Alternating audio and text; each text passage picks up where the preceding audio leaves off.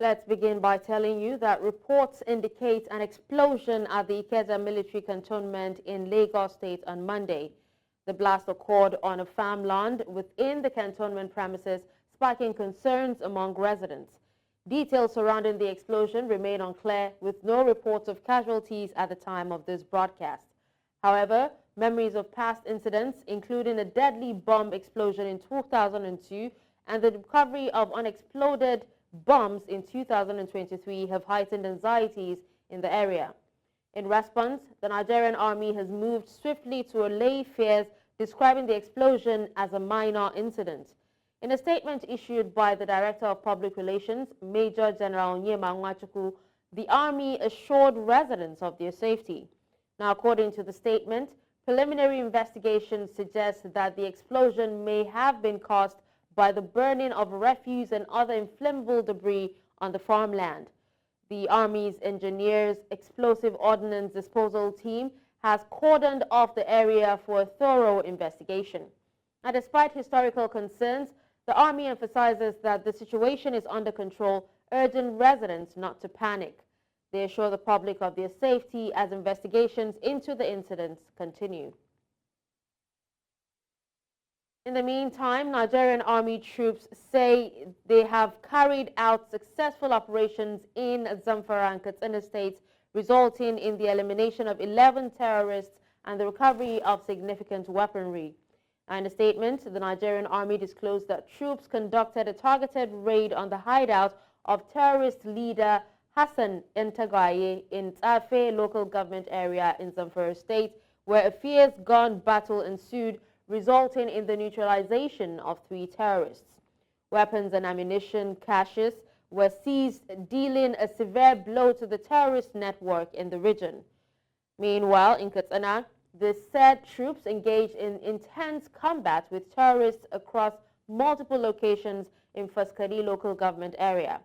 Now, according to the Army, 8 terrorists were eliminated in the firefight, and troops successfully recovered 3 locally fabricated guns, military uniforms, and a substantial quantity of stolen grains.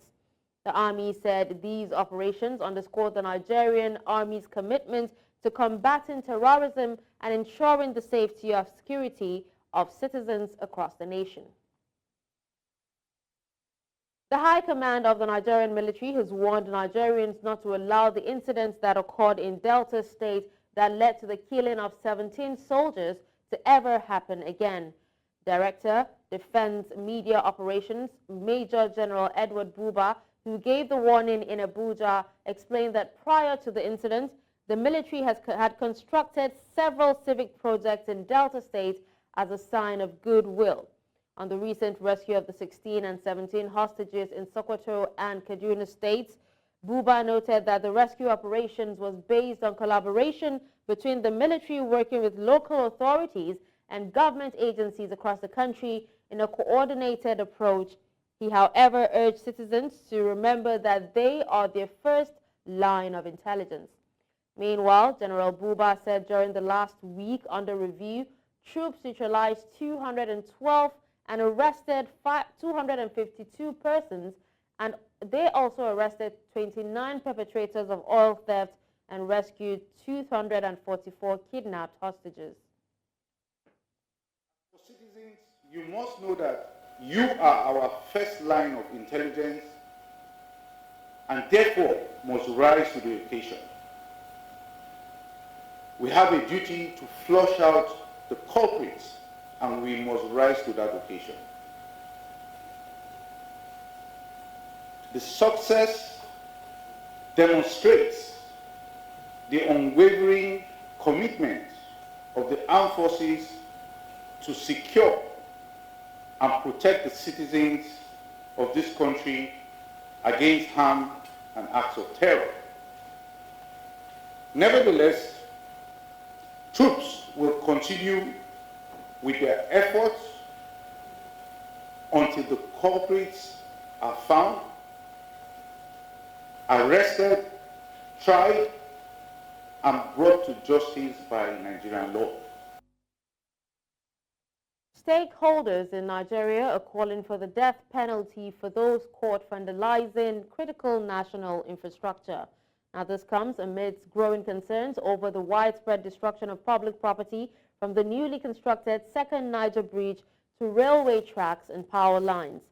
In a summit convened to address the scourge of destruction and vandalism of critical national infrastructure, Dr. Peter Afunanya, Director of Public Relations and Strategic Communications at the Department of State Services, issued a rallying cry to Nigerians, urging them to stand up and defend the infrastructure provided by government.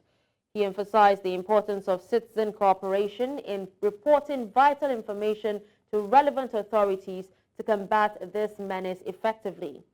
Additionally, Emmanuel Johnny, President of the Vision 1 Leadership Development Initiative, echoed the sentiments of many by advocating for the ultimate deterrent, which is the death penalty for guilty vandals. Such a measure, proponents argue, will send a clear message of zero tolerance for those who seek to undermine the nation's progress and stability. Look at the role of citizens in critical national infrastructure protection. What do you do as a citizen to protect the electric line that has passed through your place, whether there is power in it or not? Because when we say roles of citizens or citizens' role in critical national infrastructure, we are simply asking every person to come on board and be a part and parcel of the protection of our nation. Now, if we don't allow our law to work, our system will continue to go down. So we have a existing law. Let's allow this law to work. So National Assembly should consider all this legal framework in making sure that, look, if you vandalize government infrastructure, this is a penalty. Then as you are living in the community, look, telecom infrastructure is important. Because without telecom infrastructure, they can never create knowledge and ICT-based society. Without power infrastructure, your business cannot grow. So why are you not taking responsibility as citizens? See it as your own. Let's also tell you that 10 students traveling along the Ewerni axis of the East-West Road in Ughelli North local government area of Delta State were abducted by gunmen on Monday. However, the driver of the vehicle escaped unhurt. Now, according to the Delta State Police Command Public Relations Officer, Edafe Bright, the police are on trail of the abductors as no ransom have been demanded yet. The students were set to be returning from their school in Calabar, Cross River State on Friday night when they were abducted from the minibus they were traveling in. The Nigerian Army has announced its plans for strategic cooperation with other services and security agencies. Now, this was when Nigeria's Chief of Army Staff celebrated with frontline troops at the Ikeja Military Cantonment, Maiduguri, as part of this year's Easter celebration. News Central's Umar Kirawa completes the report. Smiling amidst the challenges at the same time, targeting on how to use persuasive means and sometimes force to eliminate marauding terrorists in Nigeria. Another ritual day for the Nigerian Army, the Easter luncheon, where the leadership and frontline troops have a meal together. It is usually a day to reflect on the successes recorded and boost the morale of the soldiers to forge ahead with solemn duty of maintaining Nigeria's peace at all costs. The current security threats across the length and breadth of our dear nation has necessitated the need for cooperation with other services and security agencies. Wounded in action soldiers also been re-energized to remain resilient and focused as their facial expressions reflect their willingness to continue to work for their fatherland. I equally extend our profound appreciation to our gallant troops on the battlefield who bear the deepest wounds and scars of war. We appreciate your sacrifices. You are our heroes, and as enshrined in our national anthem, your labor towards defending your fatherland shall never be in vain. I therefore congratulate officers and soldiers of the Nigerian Army for witnessing year 2024 Easter celebration and urge you all to continue to espouse the values and virtues of love, peace, and sacrifice. The theater commander, who spoke on behalf of the Nigerian Chief of Army Staff, expressed gratitude for the selflessness of troops and assured them of the Army's commitment to supporting their efforts. In line with my command philosophy to transform the Nigerian Army into a well-trained, equipped, and highly motivated force towards achieving our constitutional responsibilities, I have ensured the implementation of quality training, equipping towards combating the myriads of security threats confronting the nation. Cooperation between services and agencies will eliminate any communication gaps that jeopardize effective responses to emerging threats. With strengthened cooperation, it will enable a coordinated approach, minimize duplication of efforts, and enhance the overall effectiveness of the security in maintaining peace and stability. In Maiduguri for News Central, Umaru Kirawa.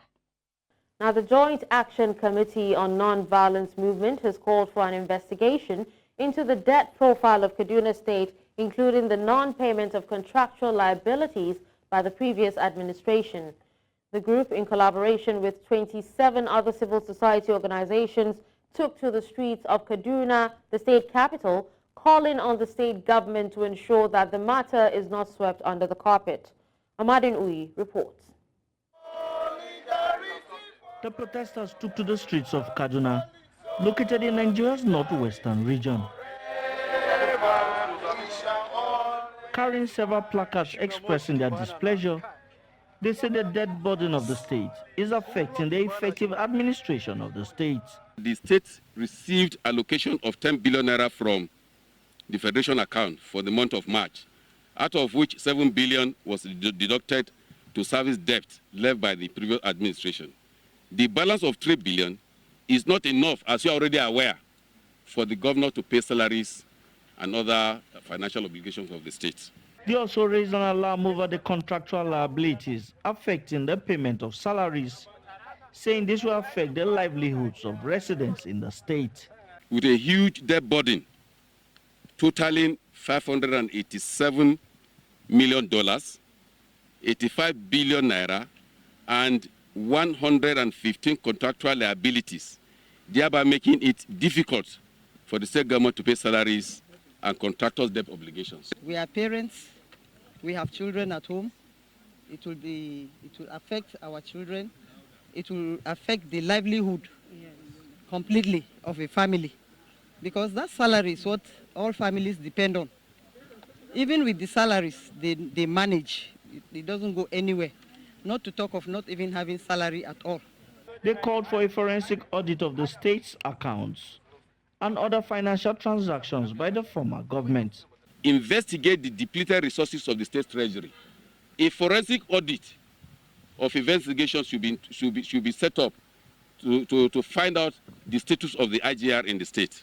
That the task force should be constituted to recover all monies and government assets from the former political appointees and former State House of Assembly members and the likes. That anybody found wanting for the investigation should have his assets confiscated and forfeited to the state government.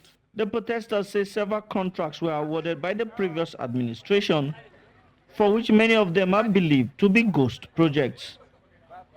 In Abuja for News Central, I am Amadin Uyi. Now to a little bit of politics. The new Nigerian People's Party, through its Board of Trustees led by Dr. Temitokpe Aluko, has filed a suit before the Federal High Court Abuja to stop the proposed Congress and Convention slated for 2nd to 6th of April 2024.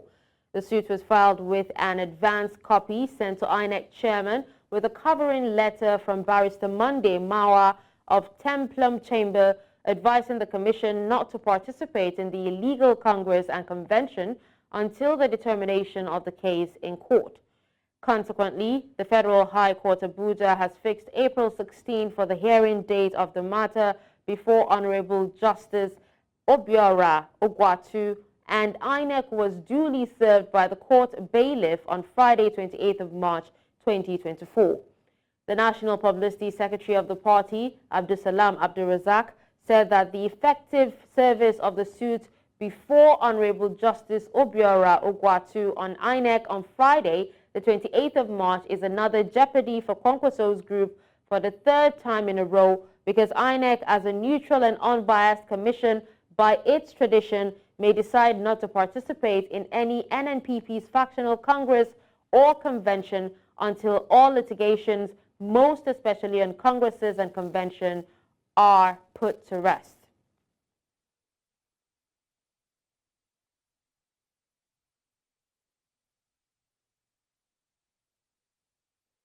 It is believed that Nigeria is currently facing a daunting socio-economic condition, one characterized by insurgency and economic recession. Unfortunately, many Lagos residents admit that with the challenging conditions, they find themselves enjoying only a few hours of sleep. Health practitioners say sleep deprivation makes the people vulnerable to different health challenges. News Central's Bettina Nweli reports. At times I sleep by 2 o'clock a.m. because of the stress. The stress on Nigeria itself is enough, not to talk of Lagos. According to Wikipedia Dictionary, sleep is a naturally recurring state of mind and body characterized by altered consciousness, relatively inhibited sensory activity, inhibition of nearly all voluntary muscles, and reduced interactions with surroundings. The effects of not sleeping are numerous. At the least, it can lead to low productivity at work. Unfortunately, according to experts, sleep deprivation, especially when built up for up to 20 hours consistently, may not be fully reversed. Long-term consequences of chronic sleep deprivation or poor sleep patterns may include increased risk of chronic health conditions such as obesity, diabetes, cardiovascular diseases, and hypertension, mental health disorders such as depression, anxiety, and mood disorders. You can also have impaired immune functions and increased susceptibility to chronic diseases. There's also reduced quality of life and overall well-being. According to the Pharmaceutical Society of Nigeria, it was discovered in 2016 that 40% of Nigerians have a sleeping problem. One can only imagine what the figures are now. You see, this sleep of a thing is totally out of it. You can't sleep comfortable in your own zone anymore, just because the stress out there is too much these days. For me, I don't want to sleep less than 6 hours in a day. So I think that's the minimum I want to go, because I understand the importance of sleep. I don't sleep much because of my job. Sometimes I'm almost 4 hours. But if I'm not on duty, I sleep. I sleep normal. By prioritizing healthy sleep habits and making lifestyle adjustments, individuals can improve their sleep patterns and overall sleep quality, leading to a better health and well-being. The relationship between sleep and productivity is a symbiotic one. If you want to be productive, you need to sleep well. Trying to do the opposite leads to significantly low productivity, evidenced in work-related errors, forgetting important details and facts, and ultimately impact a person's creative abilities when they are highly needed. In Lagos, for News Central, Bettina Nwili. President Bola Tinubu, alongside esteemed African leaders, are set to grace the inauguration of Senegal's President-elect Bassirou Faye. In a statement, the presidency confirmed President Tinubu's attendance, emphasizing the significance of the occasion for regional cooperation and solidarity. President Tinubu will be joined by other regional leaders to witness the swearing-in ceremony at the prestigious Diamniadio Exhibition Center. Bassirou Faye's victory in the presidential election symbolizes the triumph of democracy in Senegal. With over 61% voter turnout, Faye's resounding win underscores the nation's commitment to democratic principles. And now let's move to the south of the continent. In South Africa, troops deployed with the Southern African Development Community that's the SADC, have raised concerns about their working and living conditions in the DRC. Now, the 600 troops deployed in the volatile northern parts says they are working under unbearable conditions, with 600 of them forced to share 6 pit toilets. They do not have kitchen to prepare their meals, and have no access to doctors and nurses due to lack of funds. Now, to further discuss this, I am joined by Member of Parliament and DA Shadow Minister for Defense and Military Veterans, Robust Marai. Hello, Robust. Thank you so much for joining me. Morning. Good morning. It's very nice to again talk to you from the south. All right. It's good to have you with us. Now, it actually seems like there's no end to the problems that the South African soldiers face in the DRC. You know, apart from these working conditions, how important is it that they remain in the DRC despite lack of funding? Well, I'm not so sure that it is important to stay in the DRC. One must remember that South Africa has been part of the MONUSCO Force Intervention Brigade since 2013, and the UN has been there for the last 20 years on the peacekeeping missions. Now, we know that the UN is withdrawing this year by June, July, and that means that's the end of the South African involvement in the Force Intervention Brigade. I have held the view for a very long time that if you analyze the situation on the eastern borders of the DRC, it is basically an Eastern African community challenge and problem, because the conflicts are cross-border conflicts between the DRC and her neighbors, and then quite a number of proxy rebel groups acting from those countries. Most notably, and maybe the most important and the well-known one, is the M23, that apparently is operating with the support and from the ground of Rwanda. So if you analyze that, then you will see it's an Eastern DRC problem. And I think there are good reasons why the United Nations is withdrawing, despite the fact that the DRC has also asked them to leave. But one must take note that the immediate neighbors of the DRC, to mention just Angola and Zambia, which are quite, this buffer between us and the DRC, they are seemingly not concerned enough about that to be part of the SADC intervention, force in the DRC. And one must then ask the question: so why are we involved? What are our national interests? Or what are the threats to our national security that are of no concern to them? One must also remember that South Africa sits in this predicament where we have received the refunds from the United Nations on a yearly basis based on the serviceability of our equipment, typical, in the same basis, in the same way as other UN peacekeeping mission member countries that serve there. Currently, there's no indication of any refunds from SADC or the African Union.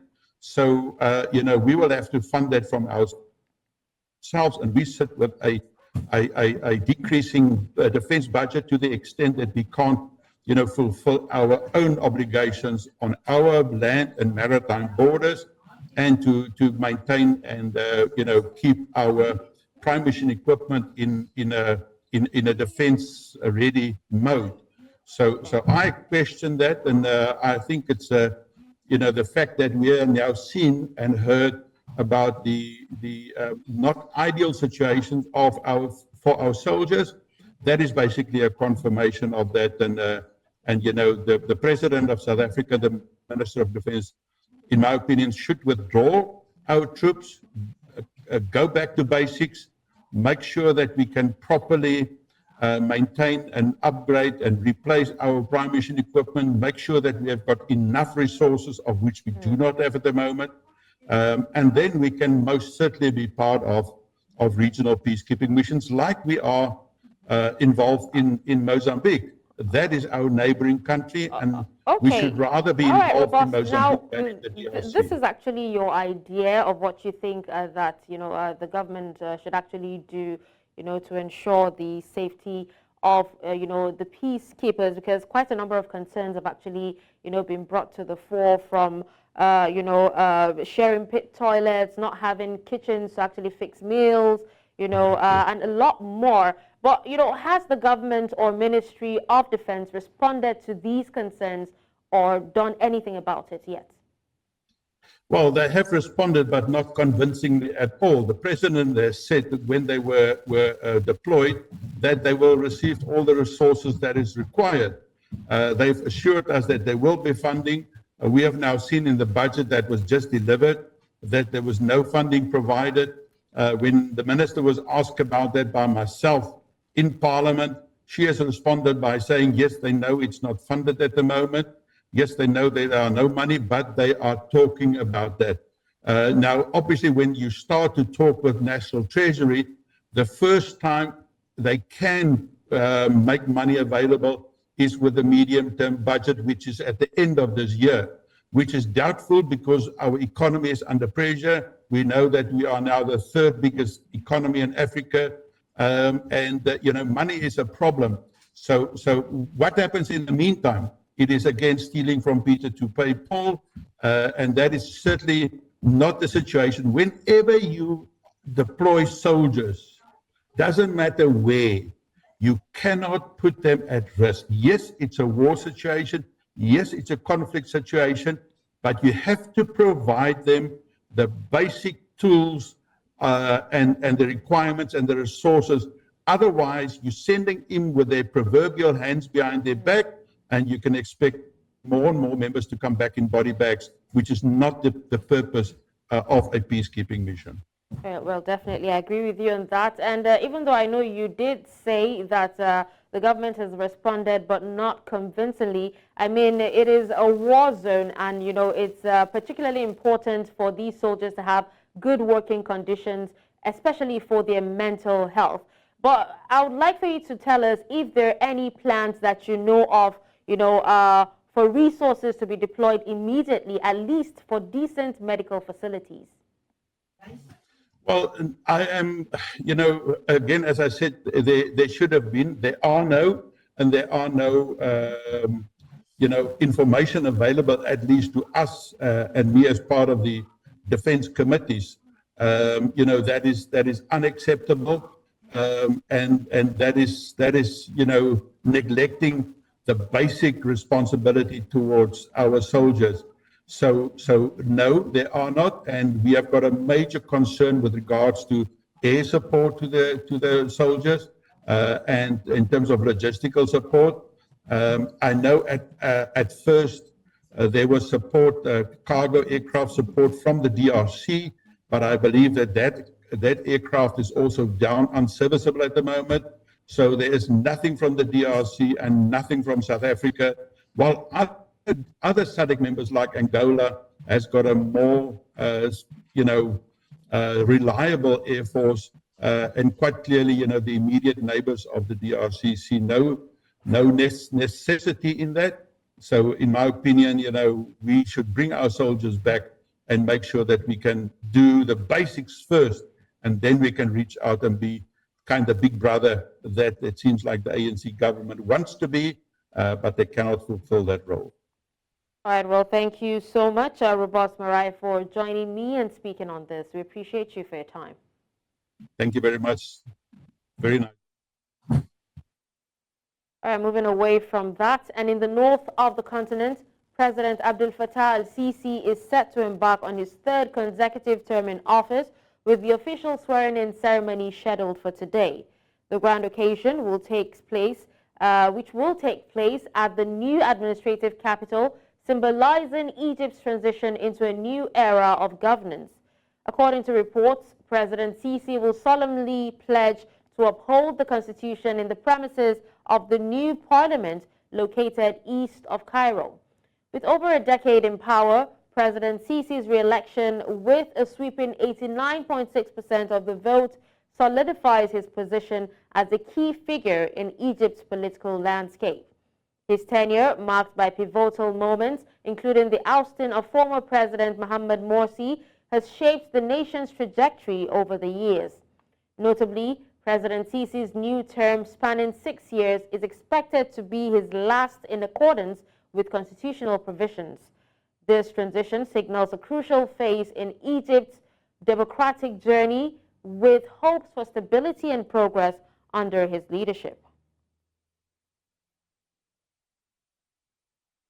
An attack targeted the home and office of the Libyan Prime Minister's nephew in Tripoli, leaving no casualties.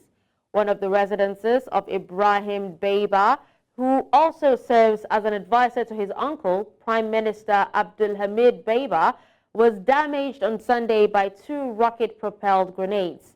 Now, according to reports, Ibrahim Beiba was not home when the 2 rockets hit his office and the roof of his adjacent villa in the Libyan capital's residential neighborhood of Hay al-Andalus. The 166th Brigade, an armed unit responsible for the area's security, immediately shut down the street and called in the firefighters.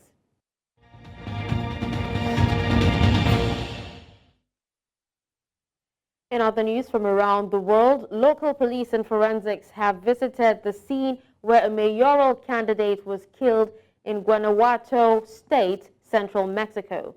The ruling Morena party's mayoral candidate in Celaya, Gisela Gayton, was killed as she was heading to a rally in the city, while 3 people were injured.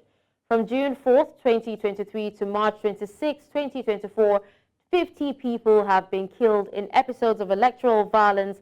26 of them aspired to an elected office. Gayton is the latest politician to be murdered in Mexico in the run-up to the presidential election on June 2nd, in which 20,000 local and federal positions and the entire Congress will be voted on. The president of Colombia, Gustavo Petro, has described the disqualification of opposition candidate Maria Corina Machado in the Venezuelan election as an anti-democratic coup. Venezuela is preparing for elections marked by a political disqualification and judicial offensive against Maduro's main rival. Several of Machado's collaborators were arrested.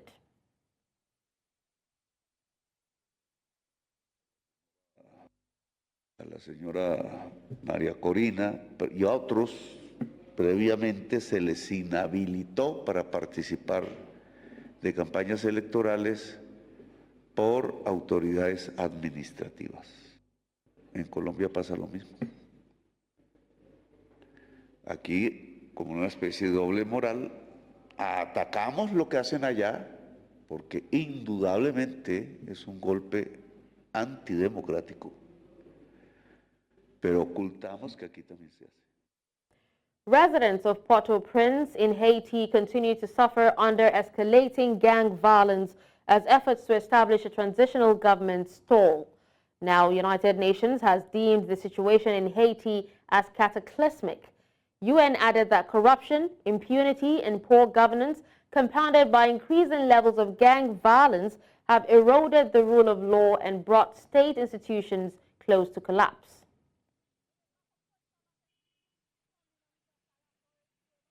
Now let's join our business desk for an update on the news.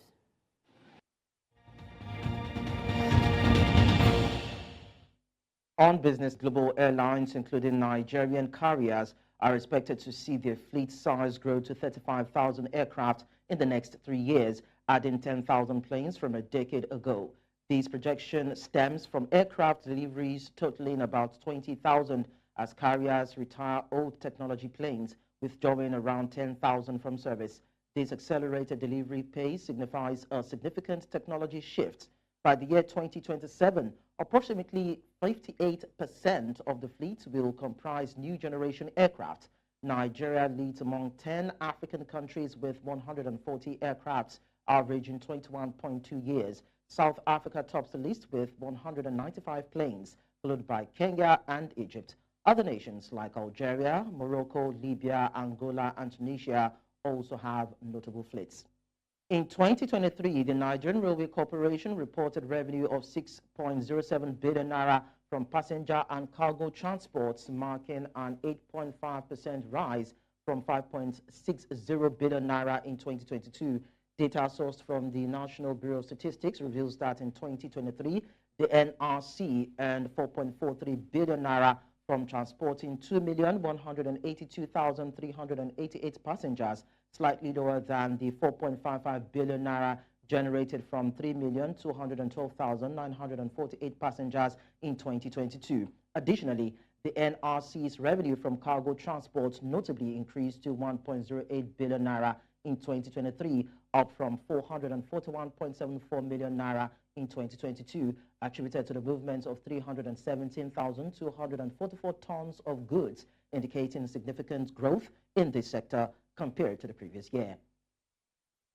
Ivory Coast's President Alassane Ouattara is set to raise the official cocoa farm gate price to 1,500 CFA francs per kilogram from Tuesday, up from the current 1,000 CFA. This decision follows a government meeting where earlier proposals of 1,100 to 1,200 CFA francs per kilogram were considered. The move comes amid global cocoa price increases due to the disease and adverse weather, yet Ivory Coast's official prices have lagged. Ouattara's decision reflects recognition of the exceptional market conditions and aims to provide higher returns for cocoa producers, according to the export company sources. The government and cocoa regulator have not commented on the matter. And that's all on business news. Do stay with us. More stories will come your way in a bit. I am Lekon Onobanjo.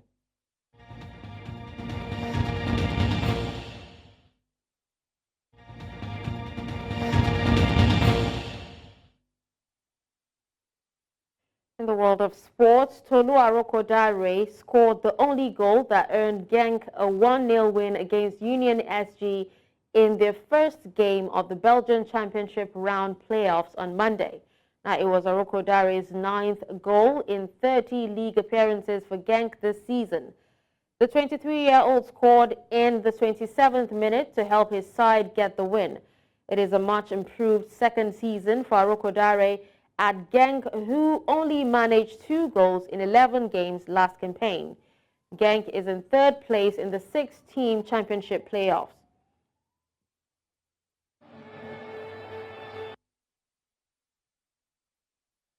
Joseph Sullivan, the swimmer who won Singapore's first and to date only Olympic gold medal in 2016, announced on Tuesday that he had retired from the pool at the age of 28. Known in the city-state as Singapore's flying fish, Sullivan stunned the swimming world when he beat his boyhood hero Michael Phelps to win the 100-meter butterfly with a time of 50.39 seconds at the Rio Olympics. Sullivan found it difficult to match that level of global success after 2016, winning a solitary bronze medal at the 2017 World Championships and crashing out in the heats in his title defense at the 2021 Tokyo Olympics.